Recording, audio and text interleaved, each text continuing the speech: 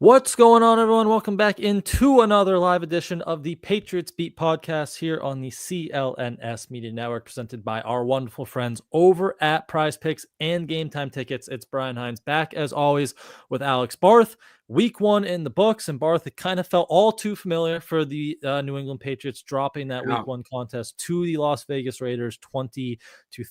And we'll get through all the kind of little details and go through this thing. But Bart, just kind of big picture, I think what made this loss disappointing, and not just all the changes from the coaching staff to the players this offseason, but even just we heard for the last week, really 2 weeks, right? This break in between the end of the preseason, roster cutdown day, and Week 1. We heard so much of Mike Vrabel and even the players talking about the second half, right? They wanted to win the second half. You look back to last year, Vrabel said 12 of 16 teams that won the second half in the opener win Week 1. They go into halftime. They're well positioned to do that on Sunday, and then they come out and it just completely falls apart, and they get outscored 13-3, late field goal there at the end, and they end up losing 20-13. So that one, again, they were simulating half times and practices to kind of do this. That, to me, just right out of the gate, that was a really disappointing part of this loss, besides everything else that kind of went down in this. Yeah, I mean, there were just some things you think with the new coaching staff are going to be different that weren't different. Kind of falling apart after the scripted drives, some of the in-game coaching decisions, the management. I can't believe, Brian, we're going to do the 2-minute drill thing again. Remember last year we'd come on here every week and I'd have a new 2-minute drill to bitch about. And it was just like that we kept going, well, it wasn't as bad as last week, but it was worse than this one wasn't atrocious, but like it stood out. And we'll get to Drake Maye in a little bit. I don't think Drake Maye was great in this game. I don't think Drake Maye needed to be great in this game for me to feel okay about where the Patriots were long-term. He's a 22-year-old that still has less than a full season's worth of starts under his belt. He is going to get better. This coaching staff, how much did we talk about this offseason that look at all the former coordinators they have. Look at the number of former head coaches they have on this staff. They were supposed to hit the ground running, and it did not feel like the things we were hoping they would install in terms of the culture and the compete level and just tightening up the operation. It didn't feel like you saw as much of that stuff this week. Especially you pair Vrabel with Josh McDaniels, and something we saw in the summer was like the run game.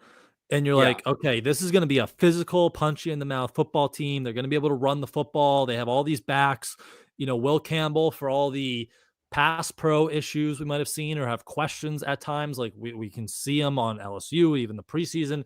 He can run the football. It's rainy. Like it was set up perfectly. And then it just, they couldn't run the football. They averaged like under 3.5 yards per carry. If you take out like Drake and Pop Douglas's carries, they run the ball one time with a running back in the second half, and that was Antonio Gibson. He picked up like 3 yards, and it ends up with Drake throwing the ball 53 times, which I'm pretty sure Mike Vrabel's like introductory press conference, one of the things he said was you don't want your quarterback having to throw the ball, I forget the exact number he said, like 45, 50 plus times. And then here you go, you come out week 1 and they're doing it right there. So one of the things absolutely going forward, they have to run the football better than that.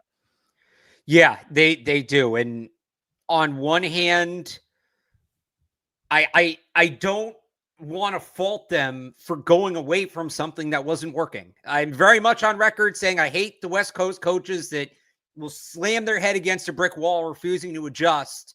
And instead, we're going to do what we're going to do, and eventually it'll work out. I don't want to fault them.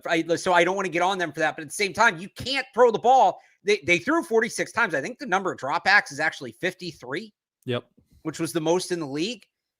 You can't, they're not built to win that way. And that's not as much about Drake Maye as it is the pieces around it, but they're not built to win the ball throwing that much, especially on a cold, rainy day against a West Coast dome team. They're just not. So this was interesting. I don't know if you've gotten into this at all today, Brian. I haven't as much as I wanted to. Do you know how many times they ran the ball to the right side? I could not tell you that right off the top. Once. Interesting. Behind Big Mike and Morgan Moses. Right, behind Mike Onwenu and Morgan Moses, they're going to the left side behind the rookies who had some struggles in the run game. And I don't know if they were running away from Max Crosby. Max Crosby is obviously a very good player. I think he's a better pass rusher than he's not somebody to look at as this apex run defender, right? And even still, it's clearly not working to the left. I think they're under 3 yards a carry when you take out the Travion Henderson, which was an awesome design, great play. More teams should run fakes from the tush push look. I've been saying that for 2 years now. Loved that. That was their only run over 10 yards. Henderson, another run that was 7. Stevenson, a run that was 6. I don't think they had anything else over 4. So I don't want to fault them from getting away from it, but could they have tried something different within that run game? Could they have tried to run to the right? Could they have tried, I don't know, mix it up somehow, some way, throw Marcus Bryant in the backfield as a fullback or something like that? They missed having a true fullback in this game. Yeah, the run game thing, I wrote something about this on 98.5thesportshub.com. I don't think that's who they're going to be. I don't think that will ultimately be their identity. I don't come away from this thinking, wow, we were so wrong about how much they were going to throw the ball. Like, no, I think we were right. I think this game's kind of a fluky one-off thing.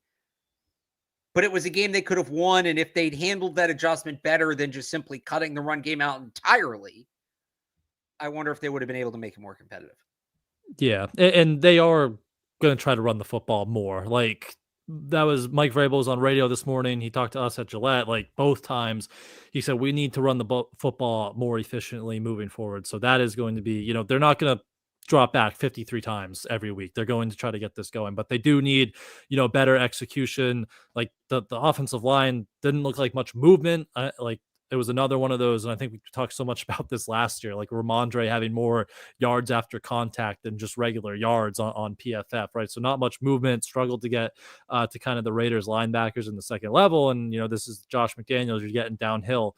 You need to be able to do that, and they struggle to do that. So hopefully they can run the football a little bit more, because, and this ties into Drake, when you can't run the football and you're playing this zone heavy team that's making you, take everything in front of you.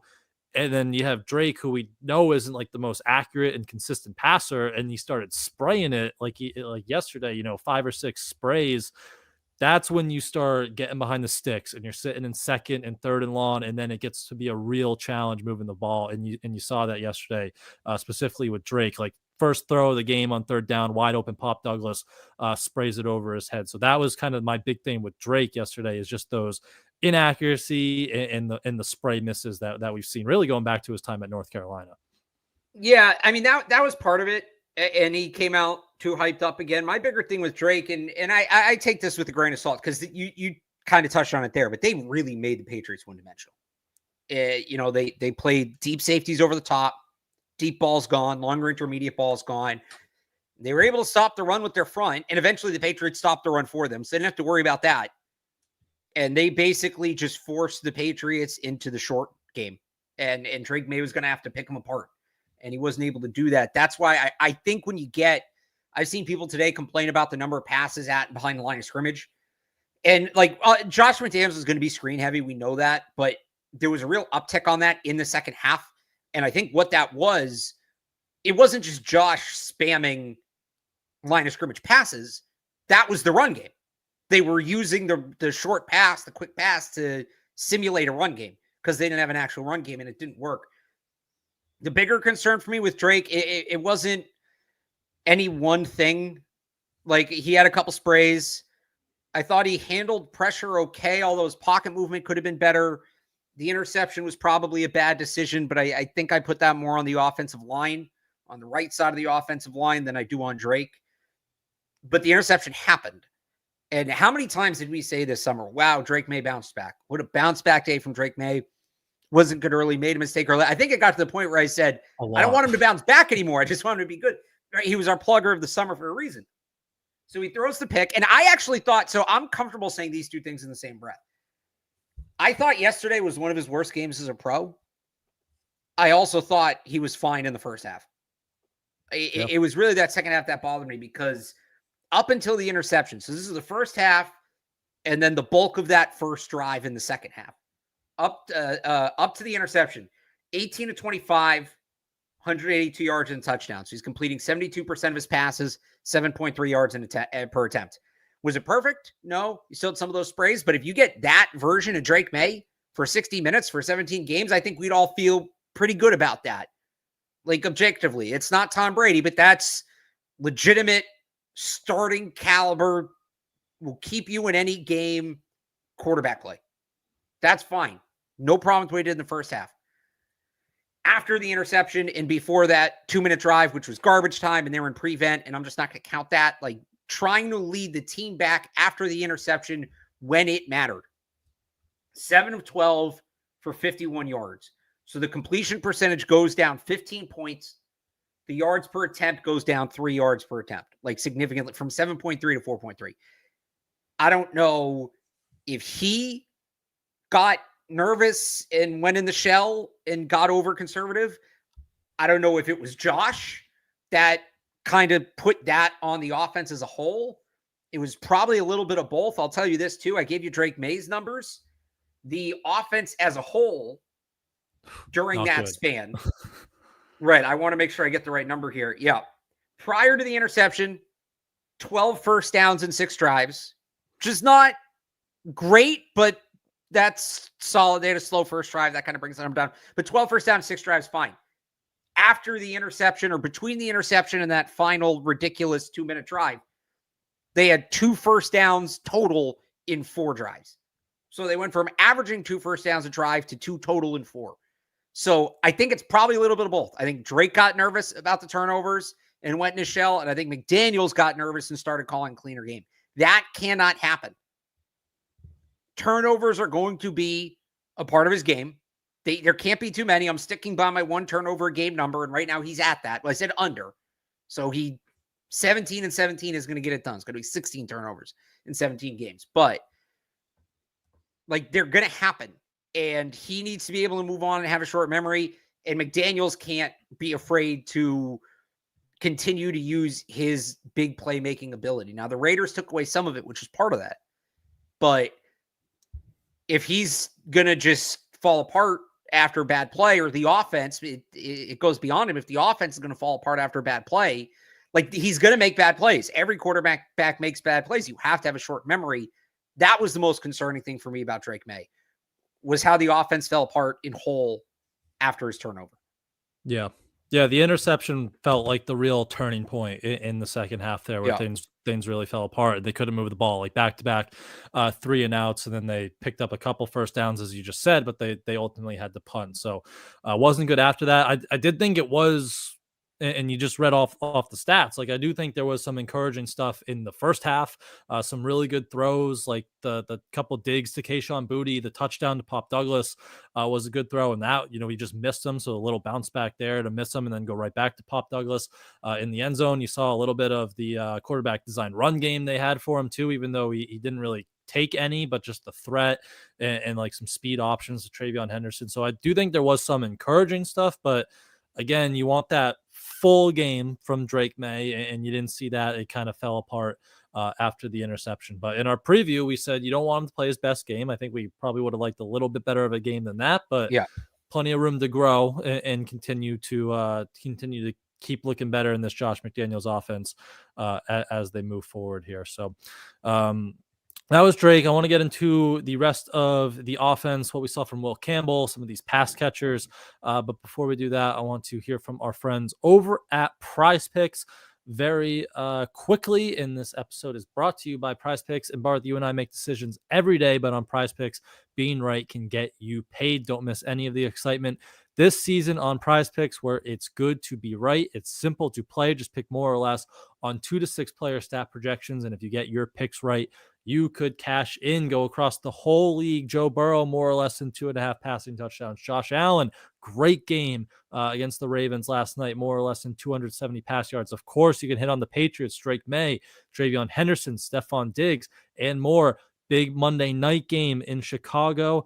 We got Minnesota versus Ben Johnson in his debut with the Bears. And Prize Picks has a divisional discount for Caleb Williams, 183.5 passing yards, which is down from 218.5 passing yards. So if you think Caleb Williams is going to have a big start to his sophomore season, make sure to throw that in your Prize Picks lineup tonight. You can pair that with some Vikings, JJ McCarthy's first NFL start, Justin Jefferson on the other sideline. Plenty of options to throw into a little Monday night action for you there. So make sure you guys download the Prize Picks app today and use code CLNS to get $50 in lineups after you play your first $5 lineup. Again, that's code CLNS to get $50 in lineups after you play your first $5 lineup, all over on Prize Picks, where it's good to be right. All right. Back to Patriots Raiders here, Barth. I want to talk about the offensive line that was in front of Drake Maye. I think we all would have taken pressure rate that was less than 30% going into the game after what we saw last year and after the remodel of this offensive line. But of course, a lot of attention put on Will Campbell and Jared Wilson, left guard. The first rookie duo starting there since the Ravens had Ronnie Stanley, and I forget who the guard was back in 2016. But what do you think of Campbell's debut specifically, and then Jared Wilson as well next to him? So I think you put it in two buckets with Campbell, right? The blocking aspect of it, I thought he's fine. That honestly, more or less what I expected from him. People are making a big deal about the 2 sacks. I think there's significant context that comes with both. The first one, Drake Maye walks into. I put the first one on Drake. Yeah, who is it? Is it Onwenu or Bradbury? Somebody gets beat on a stunt. Max Crosby comes up the middle. Drake should probably flip the shoulders and bail out and around, but he steps up instead. He almost walks past Tyree Wilson, who's engaged with Will Campbell, and Tyree Wilson kind of just disengages, turns to his left, and Drake Maye's right there. So tough for Will Campbell to do more there. The second one, the strip sack. So David Andrews had a really good answer about this. I talked to him for 98.5 The Sports Hub. That's up on the YouTube channel right now. It's impossible to know without knowing the play. But if you go back and you watch that, David Andrews sets up more to the inside than you think Campbell, he probably should for the rush. What? Campbell, yeah, sorry. Yeah. Campbell sets up more to the inside than you think he probably should for the rush. And Ramondre leaks out and kind of throws one of those, like you'll see tight ends do, throws one of those, let me give you a little help here, elbows, and then doubles back. And at one point, Will Campbell and Ramondre are essentially sandwiching Malcolm Kuntz. Like Ramondre's behind him with his hands on his back, which is not where you want to be as a blocker at all. So my first look at that was it was a failed chip. Ramondre was supposed to do a full chip or check and release and rushed getting out in the route and left the assignment. And David Andrews said, based on his knowledge of the offense, that's what he thought too. So if you want to put that one more on Campbell, I get it. I do think he was expecting more help from Stevenson. I think he plays that play differently if it's truly one-on-one. I think he was expecting more help from Stevenson. He got a bad chip from Ramondre Stevenson who hurt him. So again, I think big picture, you want to split the difference, say he allowed 1 sack. I know 1 sack a game, you're working at Amazon. I get it. But for his first career game, like that's more or less what I thought you were going to get from Will Campbell. He was solid, not spectacular. And you really his name didn't come up until late in that game. So that's the blocking side of it, where I thought he played starting caliber left tackle to me. He wasn't Joe Thomas, but he played starting caliber left tackle. The penalties can't happen. And he did have a little bit of a penalty problem last year at LSU, didn't his first 2 seasons, did last year. The false start, particularly the one on the 4th and 5, like you just can't have that. You hope you chalk that up to a rookie mistake, but that's now something that I think we're going to be looking a little closer, and that can't be a pattern. If you want to get on Will Campbell, that's who you get on him. That was a bad penalty to take. It's a rookie mistake from a rookie player. That was my bigger issue. I thought the blocking was fine. Could be a lot worse. Probably could be a little better. The penalties you can't have. Yeah. Yeah, I'm with you. I thought the pass blocking for most of the game was good.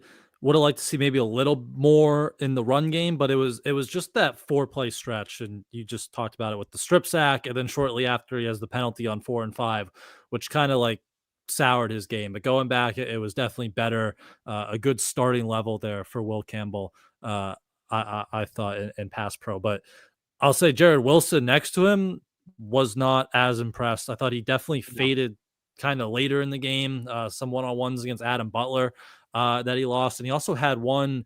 It was finally when they got the first down conversion in the second half. That's little slant to Steph Diggs. Like him and Bradbury blocked one guy, and they just left Tyree Wilson, who was like hand in the dirt on the inside. Like that guy should not be free. And he came screeching in free and got a hit on May. It was a good throw by May, stand in there, hit Stephon Diggs for the first down, big conversion. But yeah, I thought Jared Wilson, the pass pro side of things was not good. The mental breakdown was not good. But I'd still probably, like, he's a talented kid. He's a young kid. I'd probably let him kind of play this thing out and work through these rookie moments right now, rather than go to Ben Brown or wouldn't even think, Caden Wallace is inactive. I think it would be Ben Brown, but I'd rather just kind of work through these rookie moments right now with Jared Wilson. Yeah, I agree with you on that. Like, he wasn't good, but he's not going to get better sitting on the bench. So you can't have it long term. Like, if it doesn't get any better over the next few games, you talk about making a change.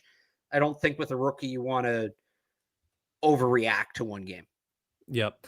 And then the right side, like, I thought Morgan Moses, I know the pressure number was kind of big to end the game, but I thought he fought pretty well against Max Crosby. The stunts, though, on that right side were kind of the big thing with him and Onwenu. And then Bradbury, kind of ups and downs. He had some whiffs in the run game. They didn't test him as a pass blocker, really. So maybe that's something, an other team's target moving forward. But the stunts on the right side, I thought, were kind of the big things between Onwenu and Morgan Moses there.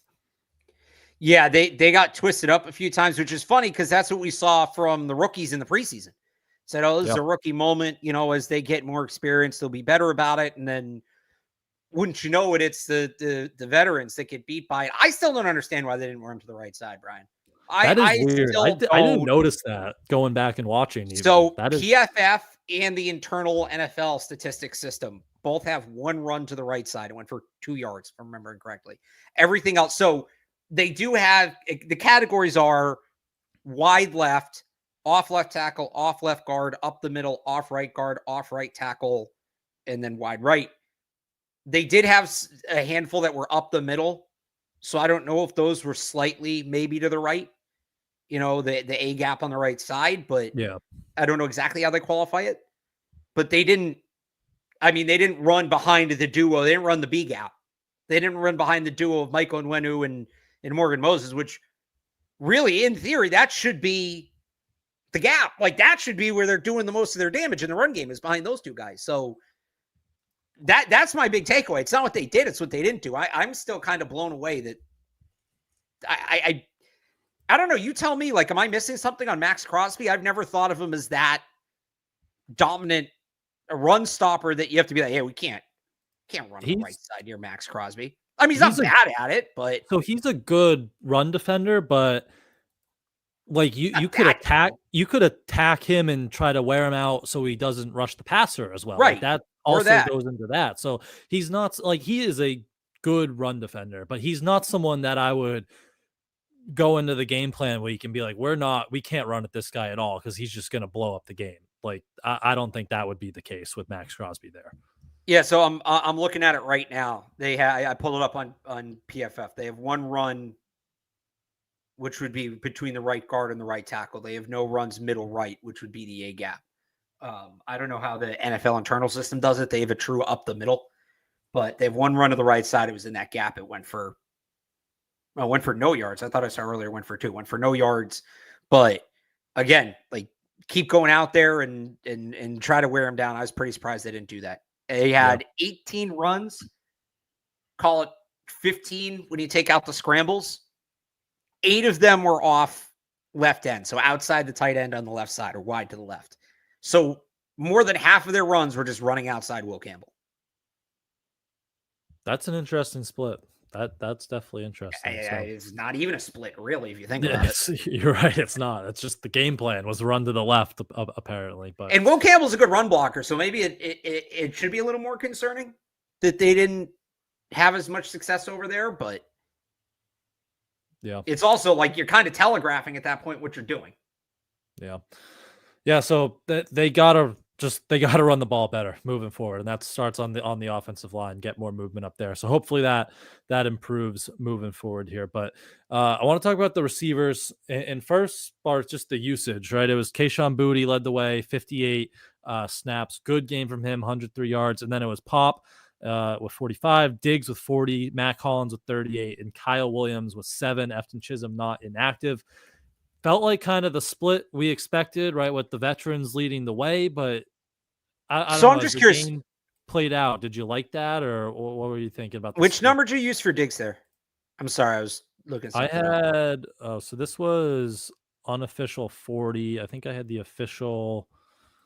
So the league number had him at 29. I just don't think that's right. Yeah, he PFF definitely has him at 40. Yeah, he was because I was The tracking. league number also has him for 8 defensive snaps. So I don't know what the hell was going on there, but that's weird. I would remember Stephon Diggs playing defense. Yeah. I was tracking. I had him at around the 40 number that PFF had him. Okay, so that's more right. I mean, I like the balance. I thought it was solid. I've said this. I think they're going to ease Kyle Williams in. I think they'll need to get him more involved at some point. Now, do they have to make a change, or does that kind of play itself out with injuries? We'll see. I wasn't as down on Diggs as some people. I thought for his first game back off the ACL, he was fine. He was okay. I was really impressed with Kayshon Boutte. Like, he was probably the most impressive player to me in this game.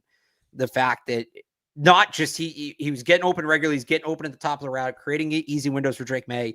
5 of his 6 catches went for first downs. The one that didn't was a 14-yard gain on 2nd and 15 that he cut the route short. I think they were sitting at the sticks, and he cut the route short to create the window for May. And you know what? I'll take a 3rd and 1 if you can create the easy window. A good offense should be able to convert 3rd and 1 at a very high clip. So I didn't like they went away from him in the second half. I didn't like May went away from him in the second half. And I think that was part of being conservative because he was in the middle of the field. He was in the intermediate to deep part of the field. But if they want, when I say chunk plays here, not explosive plays, like explosive play to me is 25 plus yards. Yep. It bunches, 10 to 25 yard gains. Like move it, not just moving the chains by going, all right, 4 yards, 3 yards, 4 yards, right? And just constantly getting a 3rd down. If they want to pick up first downs on 1st and 2nd down, what Kayshon Boutte did yesterday is exactly the way you're going to do it. Get upfield, get open at the top of the route, and create a window for the quarterback in that 12 to 18 range. And that's exactly what he did. And he made it look easy, and he looked comfortable, and Drake Maye looked comfortable throwing to him. And Mike Vrabel pointed out, today, the level of trust between those two. If they are going to build offensively and get a little more explosive, Kayshon Boutte is going to have to be a part of it because you need him on the field doing what he did yesterday. They have not had an X receiver that was getting open like that on those kind of routes. They haven't had that kind of while. Maybe since LaFell. So I think having a guy that can do that is important. But now, okay, that guy's not coming off the field. So that's one spot. And that probably hurts Matt Collins, who I did not think was great yesterday. Although I did think it was cool they used him as a fullback. I don't want to hear Pop Douglas's job's in jeopardy. The Raiders were keen on him. The Raiders were not going to let Pop Douglas beat them. He had a chance for more catches, more yards. Drake Maye missed him, overthrew him twice when he got open. Pop Douglas should not come off the field. He's too much of a playmaker for them to not have him out there. So then it's Diggs. And if Diggs looks healthy, he's going to play. So I still don't know where Kyle Williams fits in, but the group they had, I did not think the wide receivers were the problem yesterday. I really didn't. I thought that was fine, solid, legitimate wide receiver play. I don't think it was a case where they were holding the offense back. I don't know how much outside of Boutte. I don't know how much they elevated it, but we've seen wide receivers hold this offense back before. We know what that looks like. I don't think the wide receivers held the offense back yesterday. Yeah. Just run through those. Agree with Boutte. I thought he was great. The connection with Drake, on the back shoulder stuff, the stuff over the middle of the field. They really, you said LaFell, it's a great fit as that X receiver in Josh McDaniels' offense. It's not sacrificial though. Yeah, it's not, but it is kind of like that. Pop, weird game, like open on the first third down. Drake missed them. They connected on the touchdown. I thought there were even some instances where he was open and Drake just didn't even try to throw it for whatever reason. So I'm not, I see a lot of people say like take Pop Douglas off the field. I'm not there. Maybe if you like, if you, because I want Kyle Williams to play more. So maybe Kyle Williams is on the field and then Diggs is playing the slot a little bit more. So maybe if there's more of a rotation, but I don't think like moving Pop Douglas to the bench is going to solve any problems here, because you still need that skill set out there. And I still think he's getting open and a good player. But I'm they just need more juice. And I think that comes with this group from Kyle Williams, and get a little bit more explosiveness, get a little bit more of that ability with the ball in the hand. So I would like to see more of him moving forward there. But with you still on Diggs, like I didn't think he looked that great juice wise, but I mean, it was his first game coming back off a torn ACL. It still seemed like a quarterback friendly target. Mentioned that third down earlier to move the chains. So I thought it was a decent start for Diggs, considering, first game back in 10 months off a torn ACL. So more Kyle Williams. So that's kind of my one thing in that wide receiver room after this game. But anything else just on offense here between the running back rotation, kind of got what we expected in the tight end room from Hunter Henry and Austin Hooper, but anything else from the rest of the skill guys that we didn't get to touch on there on offense yet? I think that's pretty much it. All right, so let's jump over to the defense, but very quickly before we talk about that side of the football, I want to talk about our wonderful friends over at Game Time Tickets.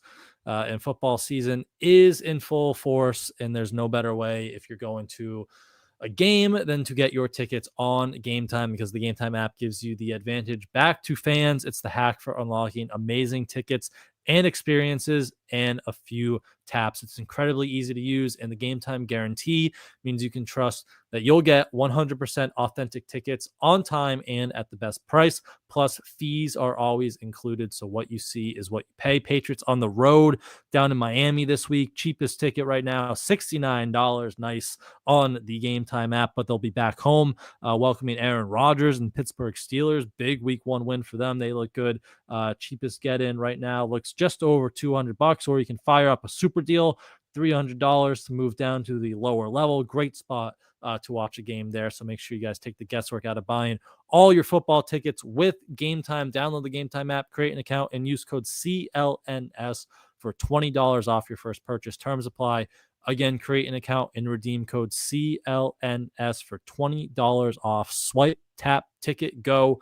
Download the Game Time app today. All right.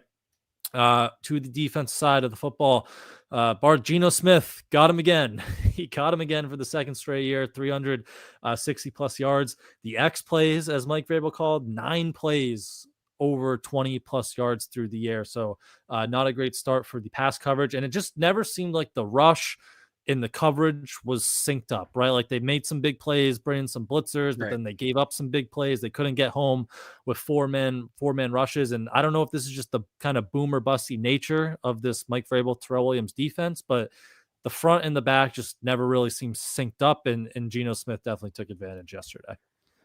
I mean, I think that's part of it. Doesn't that game plan make a lot more sense if you have Christian Gonzalez in the lineup? Yes. Like it felt like they just called it how they would have called it if they had him.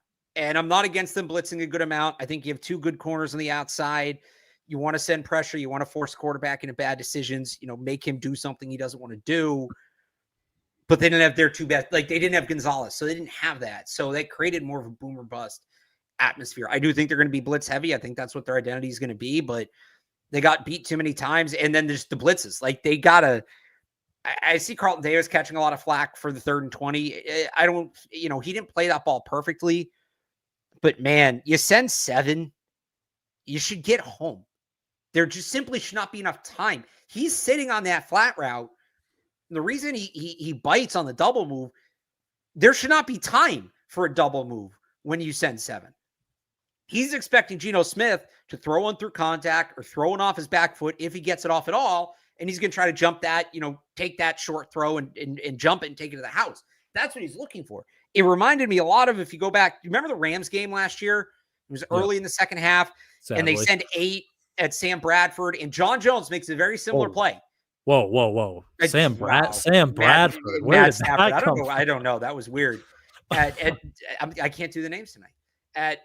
They send 8 at Matt Stafford, and Cooper he Kupp, still is John able Jones. to read it. And yeah, Cooper Kupp gets beyond Jonathan Jones because Jonathan Jones is kind of sitting flat. And Jonathan Jones caught a lot of flack for that play. And I remember saying at the time, Jonathan Jones is not expecting there to be enough time for Cooper Kupp to get up here. But Jelani Tavai ran into somebody. I don't remember exactly what happened. And they sent 8, and he had a clean pocket on an 8-man rush.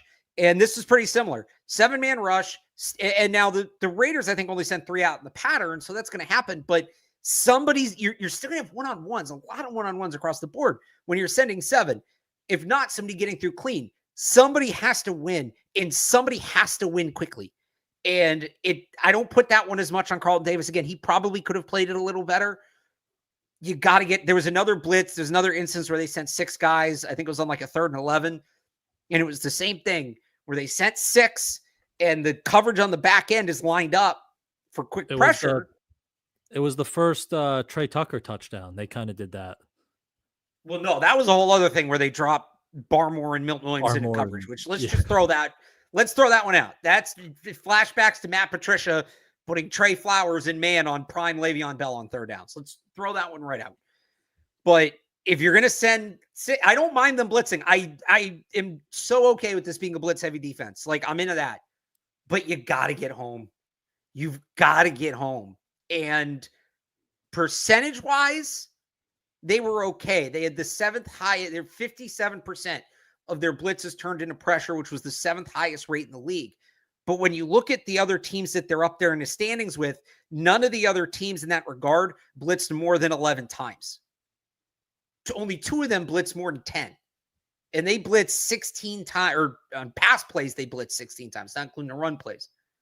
So if you're going to blitz that much, that rate needs to be higher because, yeah, if you hit on 50% of your blitzes, but you only blitz 8 times, that's 4 big plays. If you're going to blitz upwards of 20 and you're going to hit at a 50% rate, you're now giving up that many more big plays. So I don't mind them blitzing a lot. They got to get home. They've got to get home. I thought Milton Williams did his job. I thought Harold Landry did his job. Christian Barmore, the numbers are not there, but it looked like he was double teamed quite a bit. And I think that's a guy the Raiders circled as we are not going to let him beat us. And he was the guy that dictated the blocking schemes. And it's good they have a guy that can do that. So I don't put it as much on Barmore. That opposite edge, because Williams and Landry were on the same side. That opposite edge gave them nothing. Kayvon Chason, Keon White, nothing from either of those guys. And it created opportunities where the pocket half collapsed. And Geno Smith's a veteran. He's smart. He moved with it. They need something coming off that other side to complete this blitz. Also, blitzing Carlton Davis on 3rd and 1 made no sense to me. That's a separate Their corner blitzes were weird. That one very especially. Weird. It's 3rd and 4. I think it was 3rd and 1. It might have been 3rd and 1. It was short, and you're like, okay, if you blitz the corner, they're just gonna dump this out to Jacoby Myers, and that's exactly what they did. And they blitzed Marcus Jones a couple times, which, like, we all like Marcus Jones, but we don't need to, like, not as a blitzer. Like, he's 5'8". What's he gonna do as a blitzer? So there were some weird corner blitzes, and just overall, like, they had 3 sacks on the blitzes, but then they give up some big plays. So it is kind of that boom or bust, like one of the Brock Bowers late catch and run. That was on a blitz. You mentioned the Carlton Davis play, the first touchdown to Trey Tucker, kind of similar. I know it was that weird, we don't have to drop Christian Barmore or Milton Williams in coverage, but same thing with Jalen Hawkins back there. Like, okay, it's third. I think it was 3rd and 11. Like, he's probably expecting the blitz to get home. He's not sitting there thinking Trey Tucker is going to have time to run behind him and Geno Smith can loft that thing up there. So the blitz definitely does have to get home if they're going to bring it 40% of the time. They brought extra rushers there, but also, Milton Williams, Harold Landry, you said it, great games from those 2 guys. But that opposite edge is because when they only rush 20% pressure rate, like, that's gonna have to improve. And maybe that is, Barmore gets some more one-on-ones, or even he just didn't seem like he was all the way back, like, in football shape, and he was limited a little bit this summer. So maybe he just gets back to that 23 level of Christian Barmore and can start taking over. But I do hope, even though, again, I do think they're going to be pretty blitz heavy, I hope that 4-man rush can kind of get a little better and create some more pressure just with those 4 guys up front and not having to send extra guys all the time. Yeah, I mean, it is like I said, I'm all for them being blitz heavy, but there are going to be times where you have to get pressure with 4, and they obviously didn't do that. Yep. The other thing I just had on defense, the linebackers, not great in coverage. Christian Ellis, Robert Spillane had some missed tackles. I wonder if maybe at some point we see some Marte Mapu just against, especially with these tight ends who keep burning them in joint practices preseason. Brock Bowers is obviously, an all-pro talent, but just not great from the linebackers and coverage perspective. So I would like to see a little Marte Mapu mixed in there at one point. I wonder if we get some of that eventually. All right, you ready? We're gonna do the first one of the year. You ready for this? I think so. Sure. Kyle Lewis, Pitt, put him on the board. Okay. That's you want a coverage linebacker, you have to use a first-round pick on. Shouldn't have to use a first-round pick on. All-American last year, is a true sophomore. He's been off to an okay start. They haven't really played anybody. They played Duquesne and Central Michigan. So objectively, I admittedly have not watched none of him this year. Dude was all over the field last year. Really good in coverage, really good as a blitzer. The kind of linebacker you want to plug in the middle of this defense. Just, right. You're not the first person today to say, like, yeah, they need better linebackers in coverage. Just throwing out a name. It's probably not the only one that can solve it, but that was just a name I had in mind. Somebody to watch if that's somebody you want.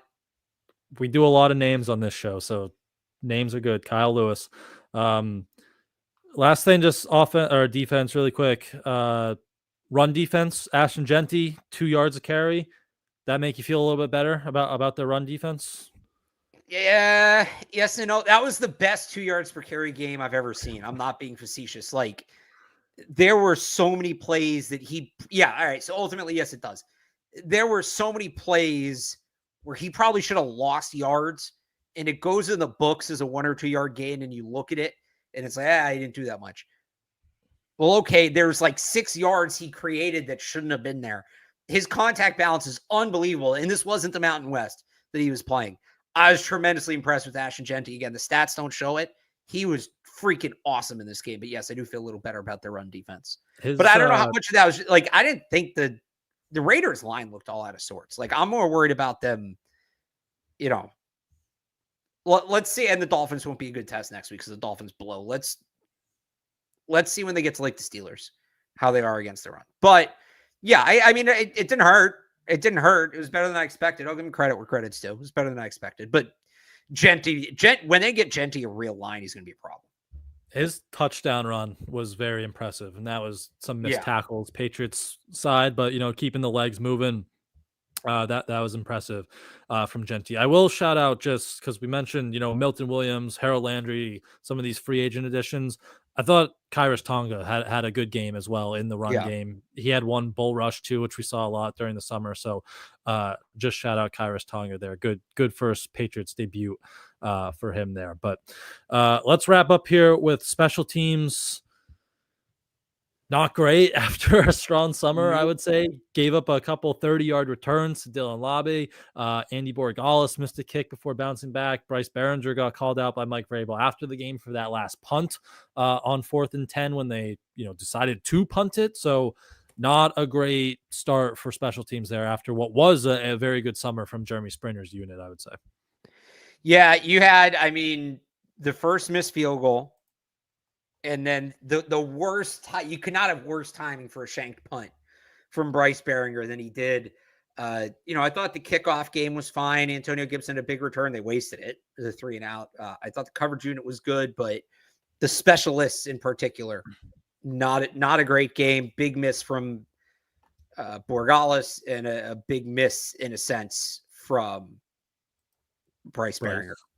Yeah, they wasted one of the non-landing zone penalties too. Like, they started one drive at the 40, they wasted that. In the second half, like, they commit a penalty and they have to start a drive at the 12, and they were actually moving the football pretty well, but then they throw the interception. So some missed opportunities there on special teams. Would you have, just on that 4th and 10, would you have still gone for it, or did you like the decision to punt there?